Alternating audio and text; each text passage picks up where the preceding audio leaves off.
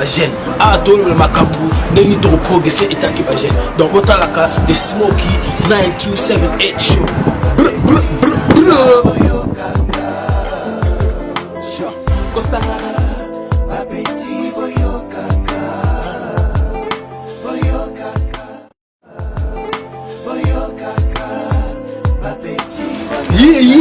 Yeah, bandeko bobolingo Oezabino Smoky 9278 chaque lundi na Chemin TV à 18h à 19h na area London Town Otalaka the Smoky 9278 show Oezali émission ya communauté basée sur ba jeune batumsuteka ba jeune a tolo le makambu ndeni to progresser etaki ba jeune donc otalaka the Smoky 9278 show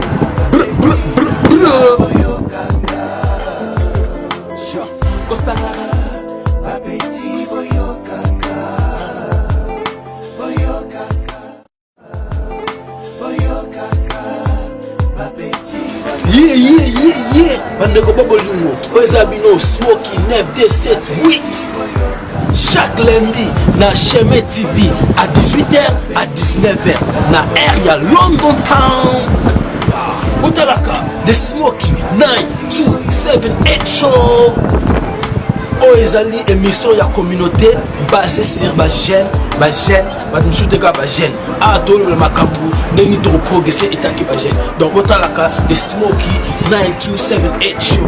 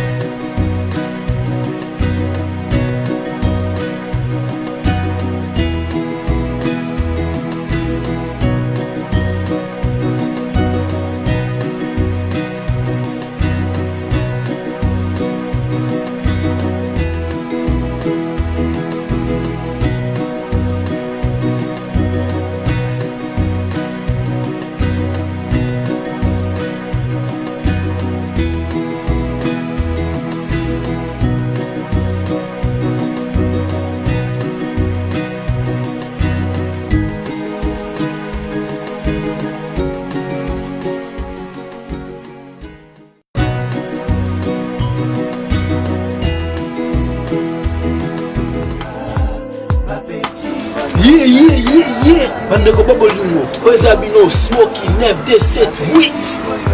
chaque lundi na Chemin TV à 18h à 19h na area London Town Otalaka the Smoky 9278 show Oezali émission ya communauté basée sur ba jeune hello bandeko bobolingo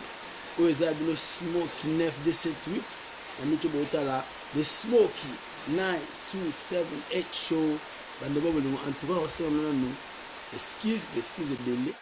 Ande na bandi lo la retard. Zama technique hein. Donc bandi lo mo retard bandi bo excuser pour bo excuser. Donc sorry pour na retard ou pour na delay. Bande bobolingo biga ke no eza émission na bino bande bona ngai. Ça rabe to bo connectaka le koti bo mo sonné zo le kana kata communauté. Le lot on le marque sur le marketing avec Yemoko nous avons marketing bien ou attendre ma sur le marketing en tout cas bien sur le marketing na showbiz na kata communauté na biso bande bo bolingo biga aux émissions nationales émission communauté émission auto ba makambo ba jeune ba sa ma bozo le kana kati ya communauté lo nangana fond la ramo mukeke na lobite ke émission ezara ki ba jeune ba on le ga Wadi na lobby. Na lobby ko ezali plateforme côté to le makambo tali ba jeune. To ba jeune wana to ba bana ba jeune ba petit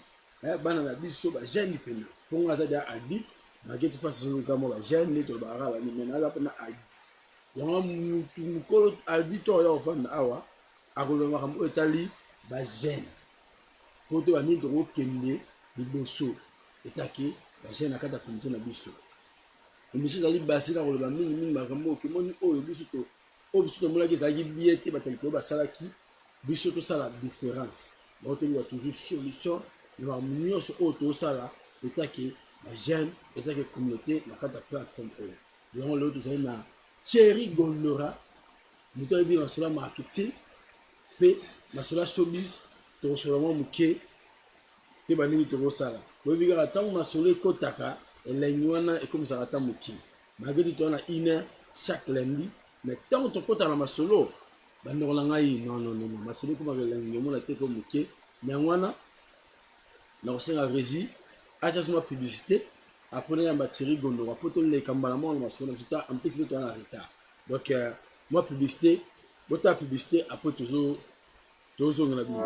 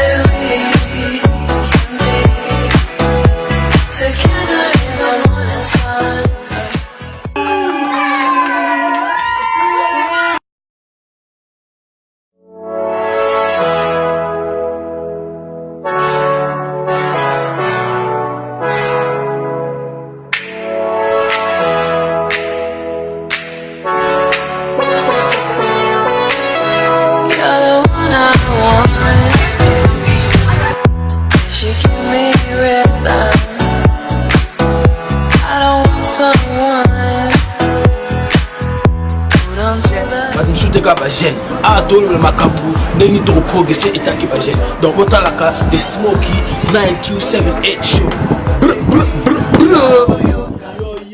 yo bandeko bolingo welcome back soyez le bienvenu babana français ezongeli malamu to créer na linga les amis to créer pour na bobilanga patron déjà bandeko bolingo eza awana Thierry Gondora Muto aleki computer na mayele yeye. Les vieux quand même qui sont sur marketing. How you doing, brother? Ah bien. Donc c'est pas les numéros ya mbinga na émission de biso ya ba jeune, vous êtes ça ba jeune. Mais ouais. Vous êtes ça ba jeune donc et puis la plateau mon ya bien, Chemet TV donc c'était le floor. Et you big welcome. Moi bien c'est bien que ça no awa. You big mayele le computer na mayele. Donc Thierry awa biso bika ngana sala mutaka ya rapide pour que nous pour ça RP de aller pour le marketing na showbiz dans ligne oh c'est introduit pour nous donner introduit sur que Thierry Gondora nous aussi on introduit sur bien on va passer le niveau ça la qui ka pour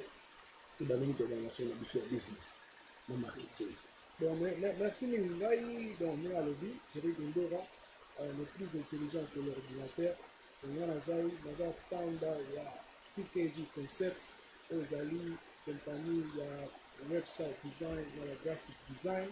À part Wana, Naza, moins expérience, côté marketing, donc Naza, moi,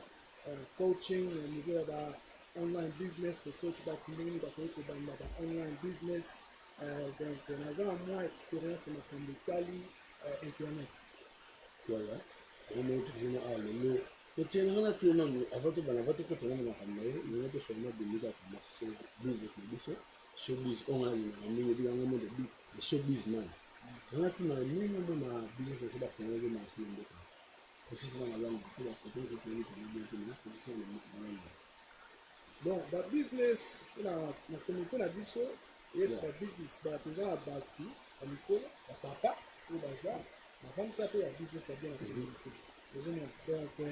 on a pour le temps d'apprendre de donner. Tu dois t'en raconter un bagage, non? view na yo yo mona ba business ndenge nini ezokende kaka selon yo quoi. Bon, point de vue dans les gens dans business, pour les banques, la biseau la salle, génération de l'école, la salle de business, et puis on a un comité à biseau, mais côté quelle génération à biseau, et puis la génération OAC, au basé dans la biseau, pour ça, l'opportunité d'acheter ce pays. Donc, pour que ça la plus que les gens. Donc, point de vue dans la première année, pour que ça la plus que les cas. Donc, parce que même, il y a la différence. Kokola na temps oyo na baseri ya kala ntango bavie na biso baaki bavie baye bana bamama bazodébrouiller mais na temps oyo na minute oyo eza facile mpona même bajeune bacréer quelque chose ekona mpe na niveau ya mingi donc baopportunité eza eya mpona différent sikolo ni tokobakisa na business livo parce que nalobi tolobapinaki yango parce que libika yango asala mo barecherche belo na remarque ke bato badéclara te babusiness ozokufa eke liboso te yo mabongo omona kuna te sikoyo yo kote wana eza ya solo ben bon na kote wana kozala na business na mboka surtout babusiness oyo eza lokola oyo eza na baneti exemple eza na shop eza na studio babusiness moko oyo ezali kofutela yango barent tusa eza na temps moko baopportunité ezali mais eza mpe mwa difficulté na minute ozomona parce que compétition eza na place ozomona sikoyo na mwa kaka nakoki koraise awa eza babusiness nyonso tu compétition ezalaka nango compétition eza makasi mais sikoyo différence eza boye soki eza na différence entre motu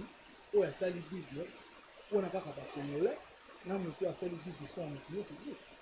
ozomona sikoyo conseil tobandi kocompare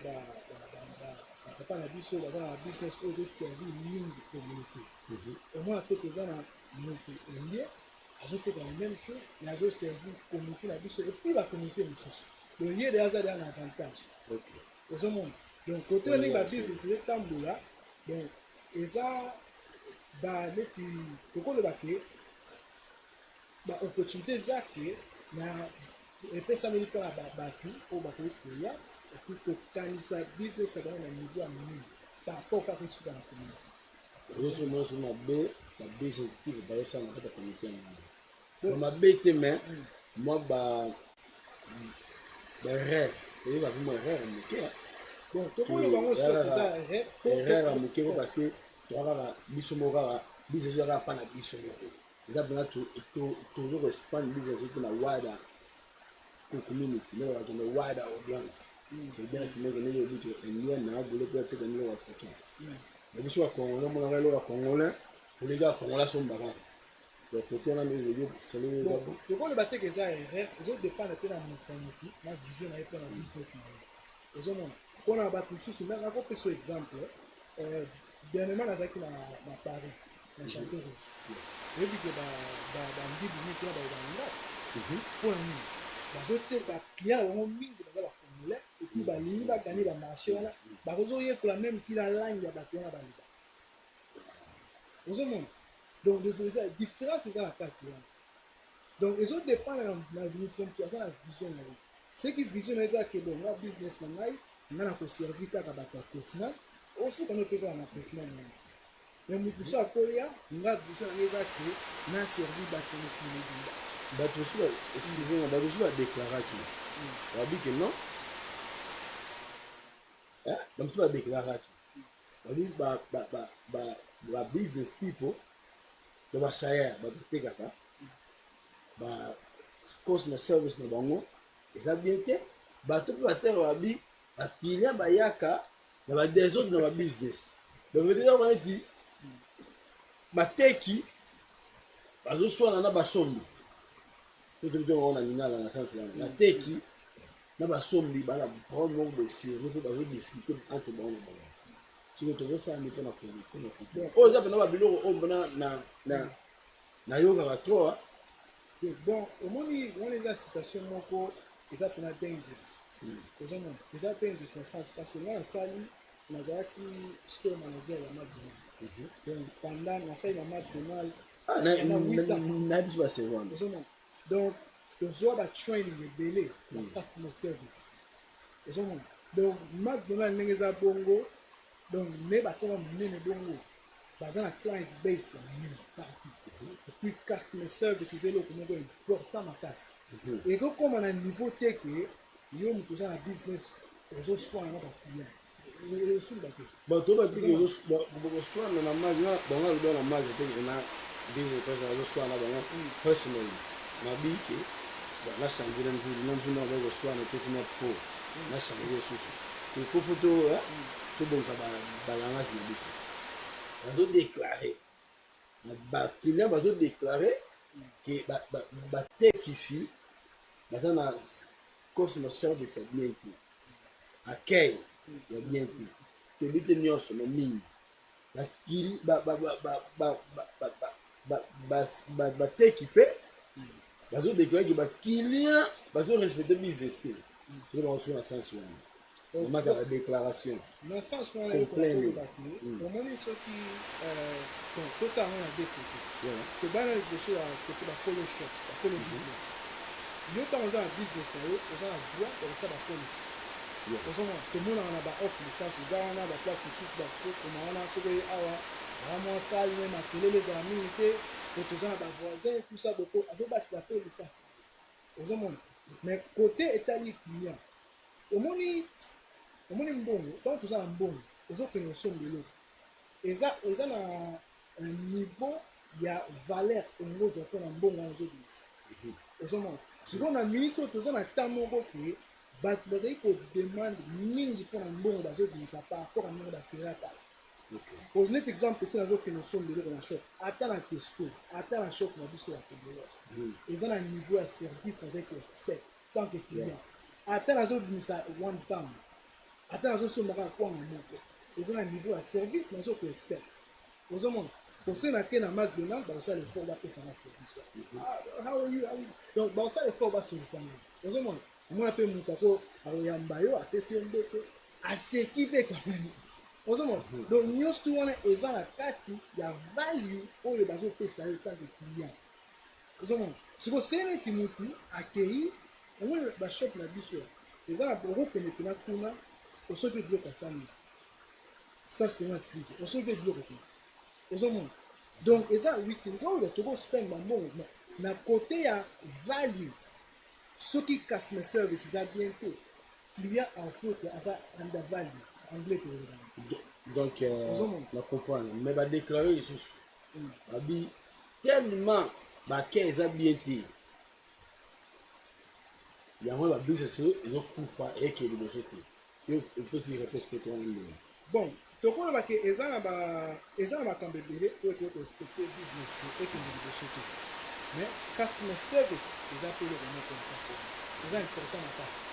po kobosana te omona service oyo ozo offer eza mpe na bato mosusu kuna bazo offer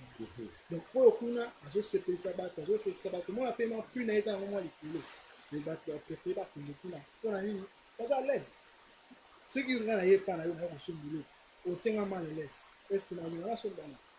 ozoma po nyonso tu oyo eza na cadre ya marketing tokosala bi customer service eza na kati ya marketing eza na eloko moko olobi wana ke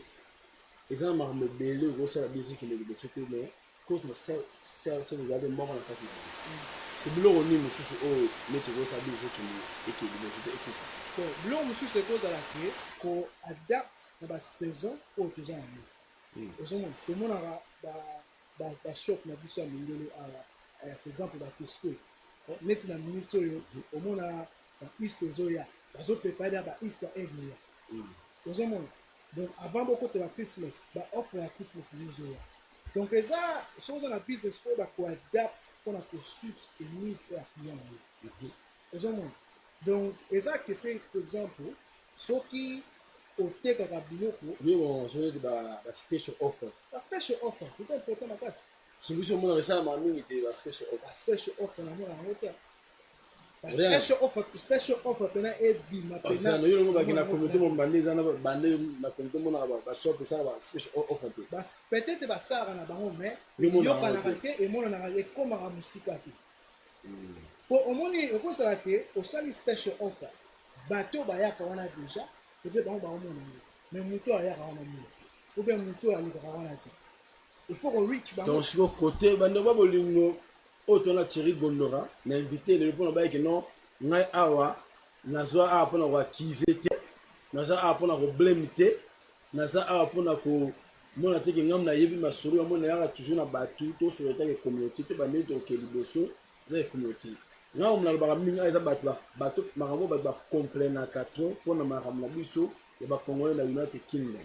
ya moni tellement to kola na système ya théorie to yango na boyo na bita ngana ngwana koloba mena mono ya pe na pratique donc théorie na pratique donc sur na lobby na pe na moto pa yebi pe makambo ngo bien po na za boye pe na makambo atangela ngo à travers pe na ba compagnie o pe na sa avec ba marketing ba compagnie ya biso ka te ba congolais na London Angleterre Hollande et c'est comme ça to vanda ngo na ye na a poto me ka ko sula masulongo otali marketing na showbiz na ba congolais pour appeler la lingara mbongo circuler entre biso na ba congolais na communauté ce mot on circuler entre biso na biso en tout cas to ça bien to comme batala business ko vanda to na happy people mettons mbongo circuler et sécurité mpiaka et comme ça on mettait na belando ya mboni le mbongo ba mondara babaki pardon babaki mpiaka qui profitait ezali les sumu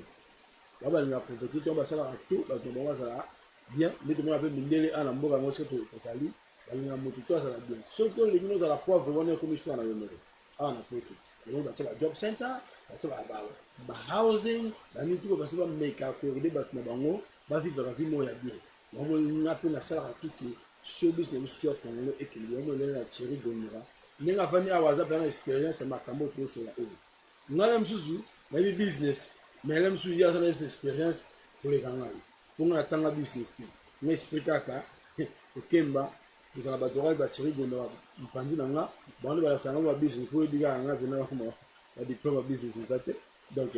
bon yo mo to na Thierry Gondora to so na solo o etali marketing mais Thierry Gondora ngai selon ngai yo mo na ba ki non to so na masolo marketing pour un souci que bon certain na ta communauté donc on a un business na la scène na bien na ko sanga bien na pesa na to na vanda na ta business yo so na besoin wa business na t-shirt pour que na sema costume moi chemise moi ni peu de côté na sur business donc ngai bona ngai ba kay ba kile wazo déclarer wa ni na pena wana c'est bon yo mo bi que la partie o ça yo so business que le témoin na pena pour ngai nous na mona na ko zo za lacking ozo va affecter la business na biso de nous ali marketing promotion na la publicité en plus l'autre côté na monde il y a réseaux sociaux ni re batumi ba comme lazy ya comme ça na mbongo pour ça promotion de marketing na la business na ba mu ko rely ba comme ko rely ya ni ba comme ko dépendre voilà ce français donc il faut dépendre na sur les réseaux sociaux dans mon ngai quand on a le réseau de ça la business elle marche bien que il y a un marketing promotion publicité exact il faut lui déplacer pour la promotion voilà selon moi est-ce que mon lobby il était que le marketing côté wana Nazana j'ai besoin de bien parce que on a la solution na mettre sur la solution pour être pour la solution tu peux avoir acquis ba tout à oh bino bossa business mabe oh te biso to ko tona te biso nde ba ndeni to ko sa pour business biso et que liboso ne bon au moins côté wana eza marketing mais eza bongo eza de département ya mingi tant aux la business aux a pris le département de la finance aux a le département de marketing human resources bah département ils avaient donné sinon au moins il aurait bien à mettre ma soeur human resources aurait bien au moins il mingi c'est quoi tant mon a business va ça la budget là bango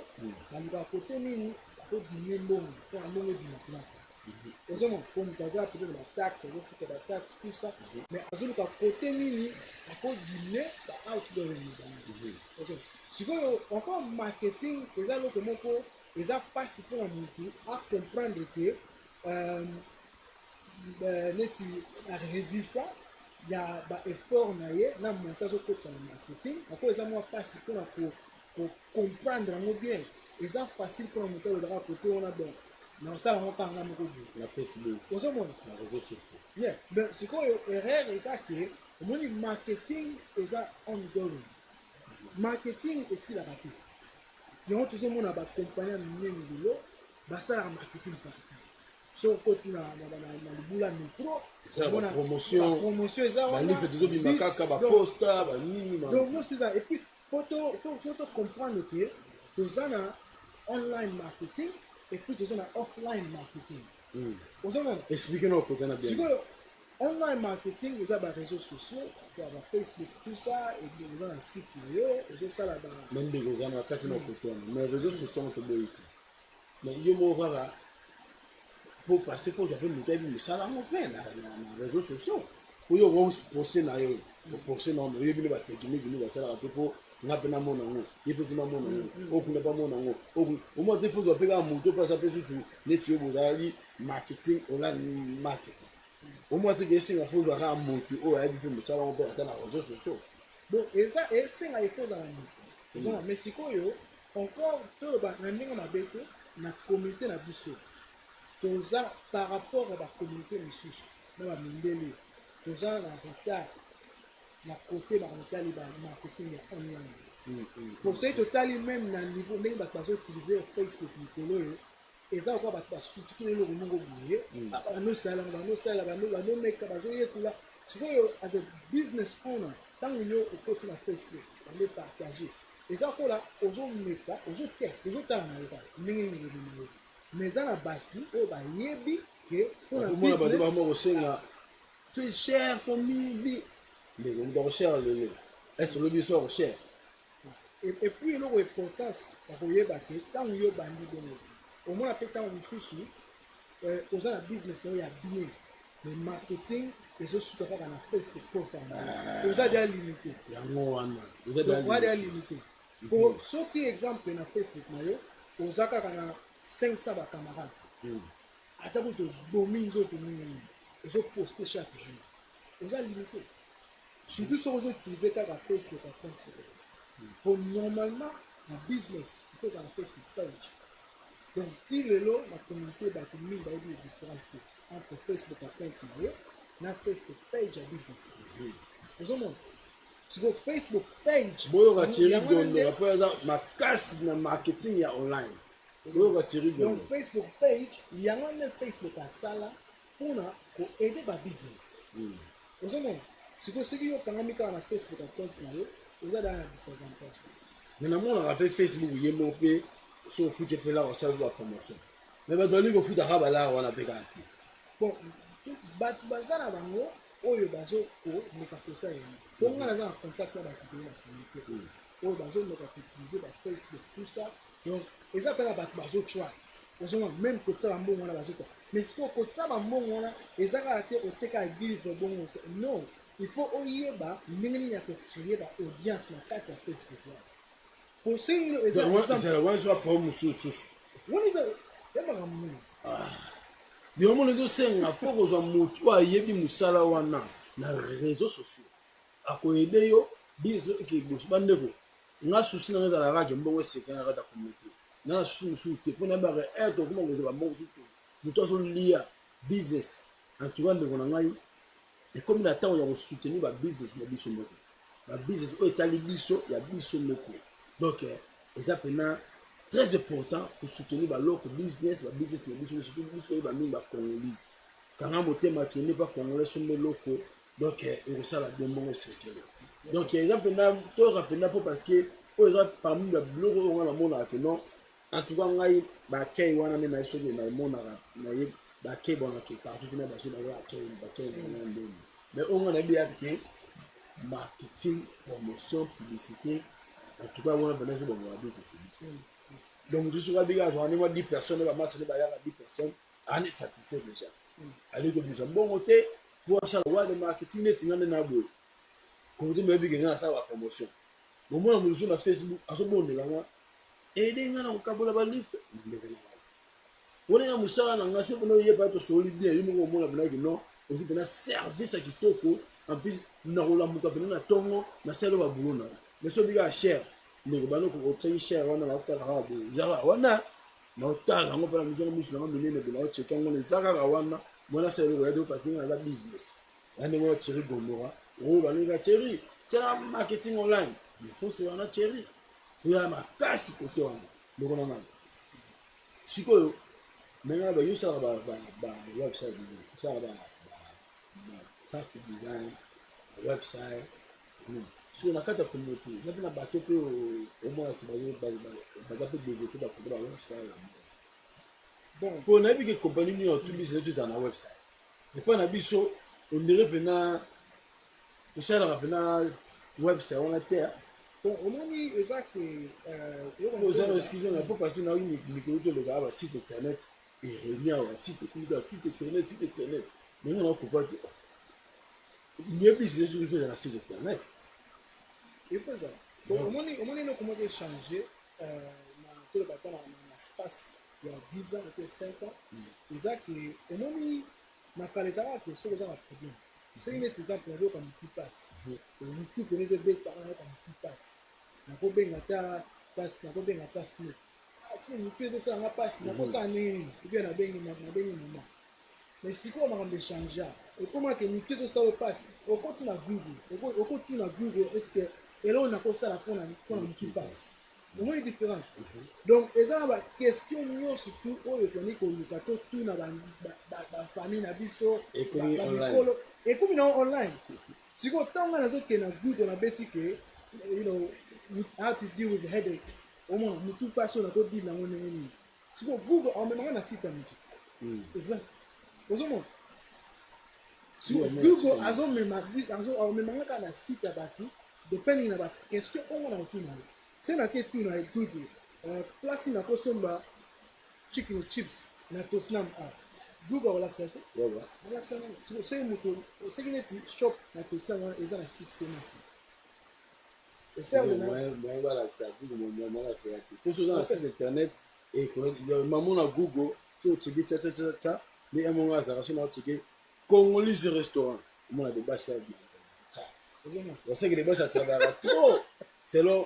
eza mpe koyeba po omoni bato mingi na communauté ti lelo bayebi baavantage wana te te oyebi ke nga so mpena to otali mpena obeti mpena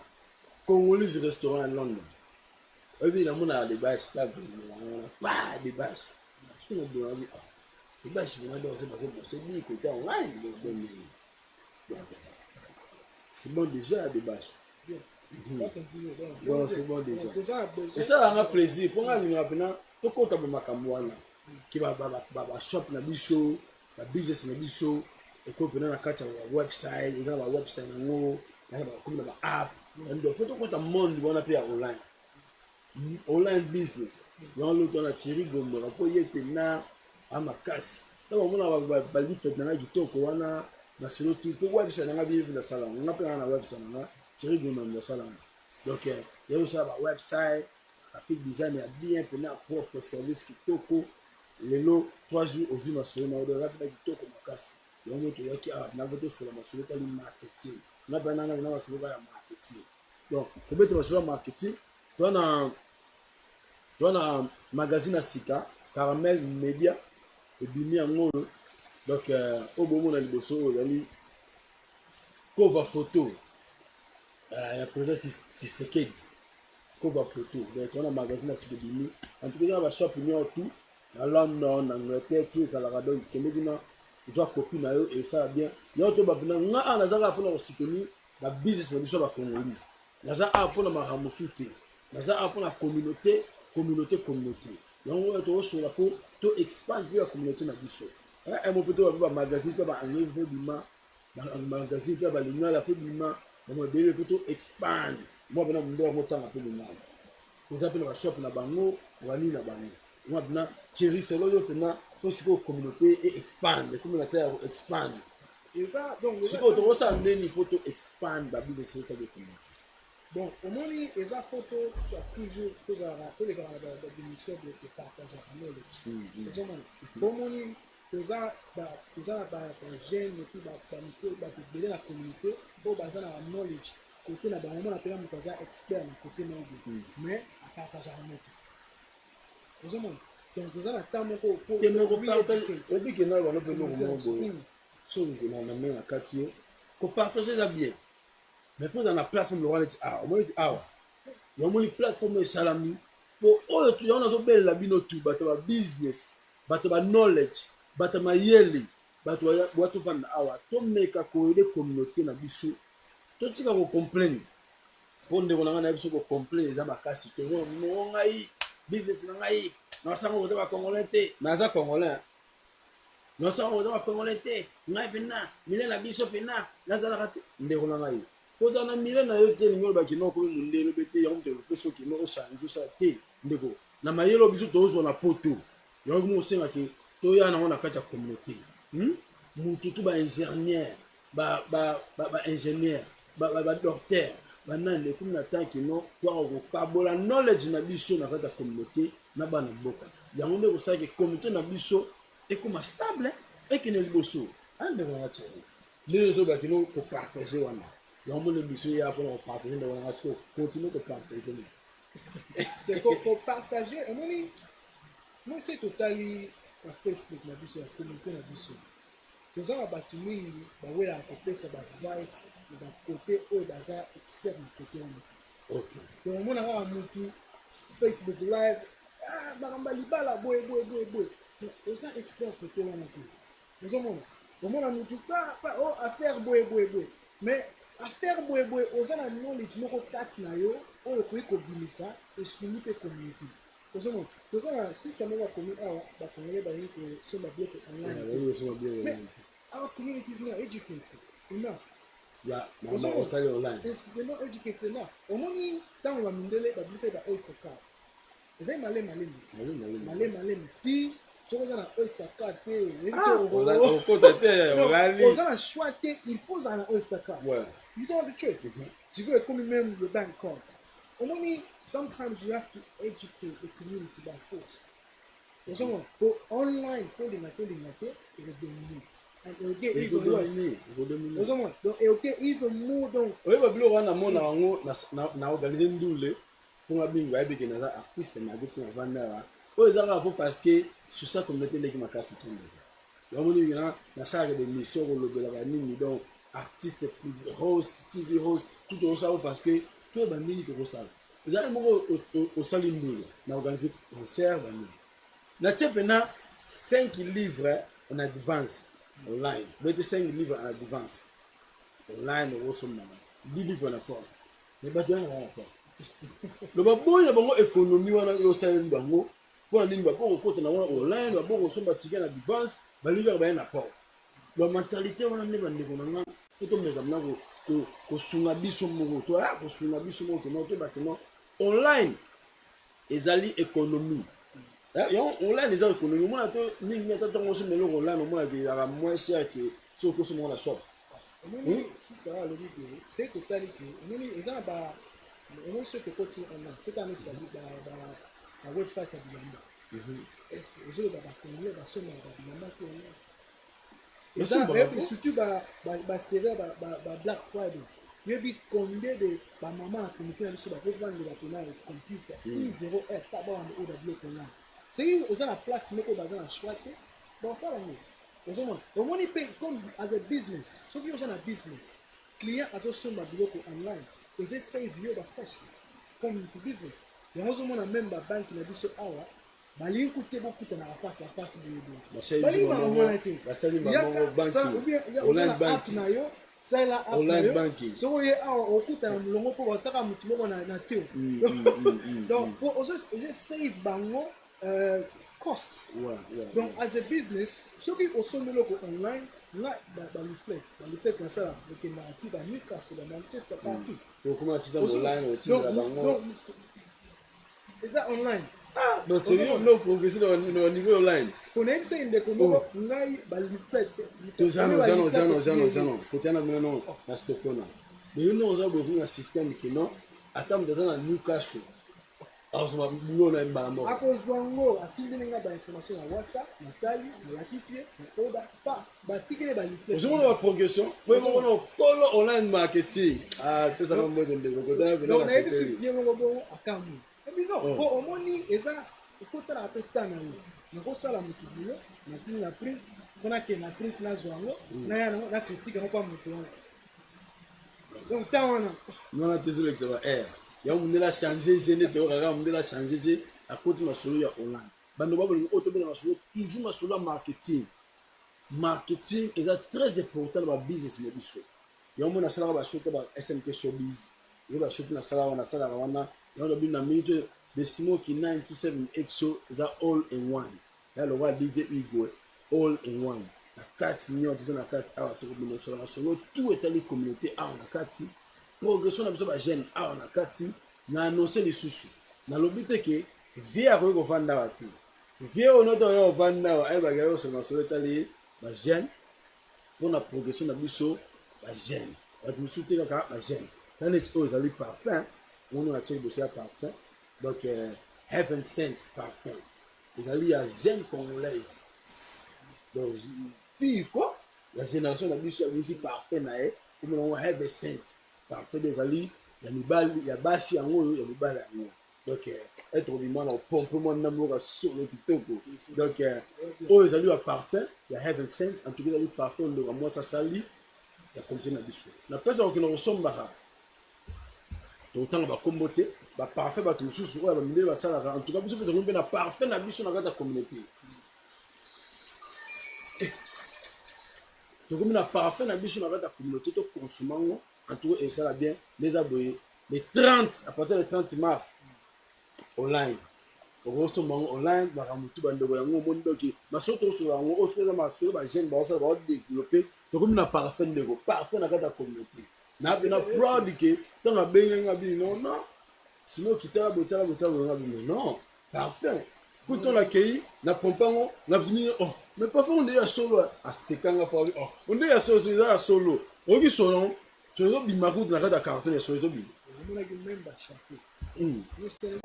moi tout ça online omoni biloko oyo nabakisaka eloko mwa moke omoni soki otake business yo online directement okomi na plateforme oko compete na moto nyonso azoteka baparti oko compete na mais oko compete donc ndenge aza wana omona mpe na bafathers day moto mpe na ye pa asombi parfum na ye oloke en plus parfois osolo kitoko obengenga moko ti sikoyo donc leso naopala komi kopolaka parfum solo kitoko mpe nazokamola obane parfum nde ya solo esuki azokamonga mpo nini olobaki parfum nde ya solo mpo noba me ondenge na parfum nasombaka na babuti yango na bendeka mwasi kolalisa idéologie te tomona obe na babuti tomona obe na batesco tomona obe na partout osala biso bien mais na minute apatir le 30 mars le 30 ekoti online yango masolo tozosola ndemo mpe ndeko na biso asalaki livre omona bagene baosala masolo bagene yango mo yango émission ezali awa mpona kolobela mambo bagene baosala yango na obelela gene nyonso oza na likambo lingi oloba kohésite te contacte en tout cas okoya tokova na plateau oyo tokolomaka o basenga aza na posa to inspire a generation na baoyo tozosala donc ta ya kodeklare eza te ta ya koblame eza te ta ya négativité eza lisusu te yango moni plateforme ezali mpona bato basala masolo eza positif mpona koede jeunesse bapeti baso baa na se bakola en tout cas biso mofu tofongolaka bango mémoire moni ye azali mare ye mama mwana na ye mpe Nicole avait un livre donc maman tellement asungaka mwana mpe akomi livre tout ezali lokumu ya communauté na biso donc bagene mpena donc bravo bagene bakomi osala masolo oyo mpena ke non entouri osalanga plaisir tano toali na online market asalaka marketing online ezalaka te na milieu na biso me na milieu ya uk mpe ya monde nde ye moko abiki non atoza na mérite akosala promotion marketing bakosala marketing ya bien mpena online aexplike mpo aza danger kota talaka aleki computer na mayele moto aleki computer na mayele tofani oyo donc bandeko na ngai yango moni mpena ngai naza awa kaka mpona koloba makambo etali communauté na biso yango nabenga yango émission nationale émission ya communauté donc moto toza na posa aya awa beta masolo na ye oyo koinspire la generation the young generation en tout cas ekosala bien nana sisi nanga moboye Rebecca Angélique Rebecca yalinga kaka ndenge nini tokosala po toteya bana na biso culture na biso yesu sini ezalaka kaka ke non toteya bana na biso culture na biso Angélica toza kuna donc mbote na makasi mpo nayebi ke susi no ezalaka mingimingi kotona nakoto ya moko na mboya yango na bafacebook mpona makambo me nayebi ke eza susi na ndeko na ngala toa toujours na kati ya marketing nde nalobaki ke non omoni réseaux sociaux en tout cas ekomisi bato femeya kota business selon ngai ekomisi bato femeya kote ya business na sens nini sikoyo nini osala balife ozomonaka ke eza toujours important na business po balife tolima yo etaki moka marketing ya online lobana mopo eza online mais offline mpo lobai mpe offline mpe ezali siko offline sikokana bato offline omoni kotoa bana baminiti mosusu te mingi te marketing ekendaka en ligne na bagraphic design ozomona po but ya marketing nini eza te bapamona donc mokufa amona eloko oyo ezali korepresente service to ozopesa ozomona donc exemple ke nakoloba soki brand na yo omoni difference ndenge eza wana elakisaka ya brand ya compagnie ya business ya église de parti elakisaka brand bato mosusu balingi kobika so baliflet te ndeko na wana yebisa baponde balingi lisusu te nga batiaka na facebook nga batiaka na facebook wana omoni sikoyo offline marketing ti lelo eza paya mais ouais parce que yo yebi te nani moto akomona liflet wana ata kuti na kiti ya bisi kaka monyango boye ozomona donc offline marketing eza important na kasi donc eza kaka te ke omoni tankoloba te ke bon business encore baréseaux sociaux na minute oyo ozosala baimpact donc marketing na yo nyonso tu budget nyonso tu fo ekende kuna non offline marketing eza important makasi ndeko oza mpe na bato mosusu baza mpe na bango mpe na baonline wana peke balingaka mpe mambo ya facebook wana baza mpe kaka na mokili mosusu mpe aza mpe na internet te so akokota kuna ndenge bandeko babolingo en tout cas tobandaki na retard mais totikaka na temps moke Thierry Gondora en tout cas thank you very much nga mpe nanga na ofuko so na suka bien te po passer na sepe na idéologie na sepe na bulu na yo ndenge expliqué en tout cas nga moko so na learn na kati ya émission nango omona soko bien émission yango na nga moko nazo learn na kati ya bato bazoya awa communauté tofongola mpena matoi tofongola mpena bamémoire na biso ndenge abeka topesa baconseil te sala boye kosala boye te o bato wana basalaka na boye te awa tolingi solution toprogresse to go forward etake communauté na génération na biso bandeko babolingo yango omoni ke marketing na business eza très important marketing online na marketing offline tu wana fo kosalelaka yango toujours fo komisa baliflet toujours fo babiloko ezala bamagazine ezala na banewspaper ezala partout ezala te na babillboard fo kotya bo pasi bayeba business no worldwide po sino te ndeko na nga ozala noka na communauté awa maokoma mpe moto mbongo mpe na masono ekozala te pasi okangami noka ya kote moko Thierry Gondora oyo te eza masolo ya jeune nango opesa mwa message moko ata 1 minute kaka mpona bajeune oyo banakata business nini bakosala po business moko liboso bon message nakopesa mpona bajeune eza ke tozala constate mingi tona te kotala nsima kongo babie na biso basalaka nini tosa boyeboyeboye bango basala oyo bakoki kosala mpe na biso tozomona na bacirconstance oyo bakutana na otana bango na bamboka oyo donc biso toza awa bajeune toza baexcuse eza te excuse eza te donc excuse eza te ata kutu nga natanga classe te excuse eza te po tozomona ba-Richard Branson mwana yango ti baklase na linga batanga tozomona mais zala na vision osala quelque chose mpona ville oyo zala mpena na vision idée nyonso toza nango ata ozobanda nango na mokie donc zala mpena na vision epuis na determination ya kolandela yango ntina suka parce que na minute oyo baréseaux sociaux eza wana eza permettre biso tocompete na moto nyonso te donc na minute okosala même app ebandi kocompete na ya app mosusu donc marché eza ya kofungola donc toza na besoin mpena bajeune surtout na comité na biso donc omoni eloko esanga mpasi na mboka oyo eza komona bajeune mingi baza na espoir te. Mais ouais. Donc baza na espoir te mpona ke oyo bagouvernement batiki koede biso ndenge ezalaka na kala bayouth centre eza susu te. Oh, because I'm black. Because I'm black. Nako progresse because I'm black. Kebana because I'm black, on a tiko sima because I'm black, because I'm black. You appelle des black, ils disent ça souvent. Parce que black, pour forcer quand on vit, pour demander des choses pour moi black, mais avant dans l'office, babo il n'est pas miné. Because I'm black, on a fait le espoir. Thierry Gondora, thank you very much for coming. Donc, la peste rabando on a webikaka. Restaurant de Bâche, la salle est sous Africa Shop. Na kombo ya Sam's Shop, bazoteka biloko tout oyo ya Congo. Batondolo, Bambungu Store, banini passé na so de Godé Bâche. Dans la West Green Road numéro 65, bafongoli shop kuna ba Pékin. Do ya biso ba Congolais, mbasa zemi nyonso na tini biloko na biloko tout bono ko luka na batondolo bani tout eza na kati na bateka tina makelele. Donc biloko tout pena dans la Congo eza na kati kuna bokende to supporter ya biso bateka biloko en gros. Totika okina okota mbongo se bandibu. Bandibu okota mbongo se ba Congolais te. Na ndenge ya mabeke na ndenge bana ya bien ezali bonko Congolais ekele liboso. Na tiki staff na baby gi etisi na ngapena minuto makeup artist ya mosala na BBC ya. Tala ce compétition na a côté ça la BBC émission ya Big Nas nta cha ba mikolo ba styling ba makeup. Nous on dit ba chaîne bazo progresser. Na kuma na plaisir. Ba mi ngona no ya munene tinde nini. Ba chaîne bazo skele kitoko na communauté. Ya mona kuma munene. Bando ba bolingo en tout cas na c'est pour la Thierry Gondora mais toujours ça en plus bat mingi o ba lega awa photo zonga mo photo ça mo ni mo ya gayara biso to zonga mamango to sur la solo ya communauté et ça la biso bien bando ba bolingo botela nga boluki nga solution ya sœur na ngai Angélique Rebecca alingi to éduquer bana na biso masolo tali kiti na to bana ba organisation bana ba nini bana ba classe ba professeur bon me font avec moi école mora pour la culture na biso wana Angélique Rebecca akosepela makasi pour les soucis na ngwana en tout cas bano ba bolingo na pesi bino kimboto botali biso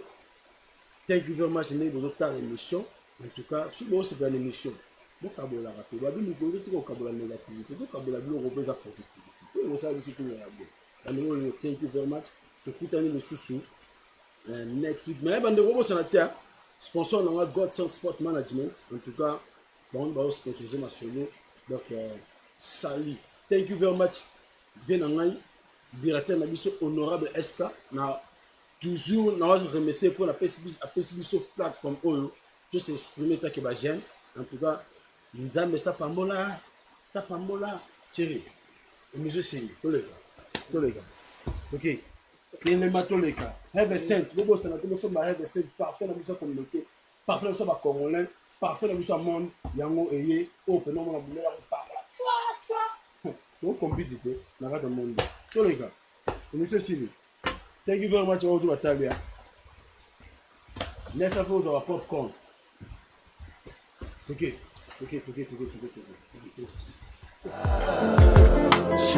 Costa Apeti boyo kaka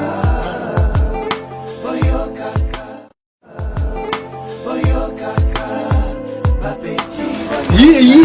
yeah bandeko babolingo oza bino Smoky 9D78 chaque lundi na Chemet TV à 18h à 19h na area London Town Botalaka the Smoky 9278 show